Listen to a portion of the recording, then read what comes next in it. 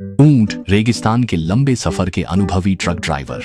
ये जानवर जन्म से ही चरम रेगिस्तानी माहौल के लिए बने हैं। लगातार एक हफ्ते तक 300 किलोमीटर तक चल सकते हैं, चाहे एक बूंद पानी भी न मिले। बहुत से लोग मानते हैं कि इसका श्रेय उनकी पीठ पर मौजूद कूबड़ को जाता है। जैसे अगर कूबड़ को उच्च गुणवत्ता वाले पानी से भर दिया जाए तो ऊंट पूरे रेगिस्तान को पार कर सकता है। ऐसा सोचना बहुत ही सरल है, असलियत इससे कहीं ज्यादा जटिल है। ऊंट की सबसे खास शारीरिक विशेषता निश्चित रूप से उसकी कूबड़ है, लेकिन लंबे समय से चली आ रही अफवाहों के बावजूद कि कूबड़ में पानी जमा होता है, असल में उसमें पानी नहीं बल्कि चर्बी जमा होती है।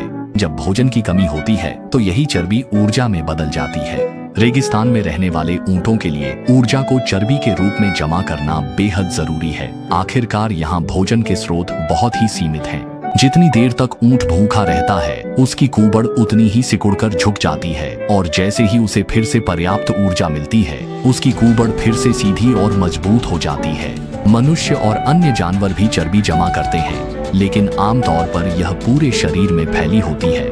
तो फिर ऊंट अपनी सारी चर्बी पीठ पर ही क्यों जमा करता है? इसका जवाब यह है कि चर्बी को पीठ पर केंद्रित रखने से शरीर के अन्य हिस्सों में इंसुलेशन की परत कम हो जाती है, जिससे ऊंट को अपने शरीर का तापमान अधिक कुशलता से नियंत्रित करने और पसीना कम बहाने में मदद मिलती है। इस तरह चाहे दिन में शरीर का तापमान बढ़ भी जाए, फिर भी ऊंट पानी की बचत कर सकता है और लू से बच सकता है। और जब रात में तापमान अचानक गिर जाता है तो ऊंट दिन में जमा की गई गर्मी का इस्तेमाल खुद को गर्म रखने के लिए कर सकता है। बेशक ऊंट वाकई लंबे समय तक बिना पानी पिए रह सकता है, लगभग एक हफ्ते तक, लेकिन उनका पानी बचाने का राज मुख्य रूप से सूखे माहौल के लिए विकसित कई अनूठी क्षमताओं पर निर्भर करता है, जैसे कि उनकी खास अंडाकार लाल रक्त कोशिकाएं। इस तरह की कोशिकाएं ऊंट को एक बार में 120 लीटर तक पानी पीने की क्षमता देती हैं, जो कि आधे बाथटब के बराबर है। ये लाल रक्त कोशिकाएं और भी अधिक लचीली होती हैं, जो अधिक पानी जमा करने के लिए अपना आकार बदल सकती हैं और साथ ही पानी की कमी के समय भी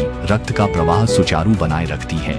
ऊंट वाकई अद्भुत जानवर हैं। वे तो कांटेदार कैक्टस भी खा सकते हैं, जो बिल्ली के खाने से भी ज्यादा सूखा होता है, फिर भी आसानी से निगल जाते हैं। जब ऊंट का मूड खराब होता है तो वह काउबॉय की तरह थूक भी सकता है, और यह चेतावनी देने का तरीका बेहद असरदार है। लेकिन आखिरकार कूबड़ ही ऊंट की सबसे प्रसिद्ध पहचान है। यह कोई साथ रखा पानी बर्तन, रेगिस्तान ट्रक ड्राइवर चलता लंच बॉक्स है,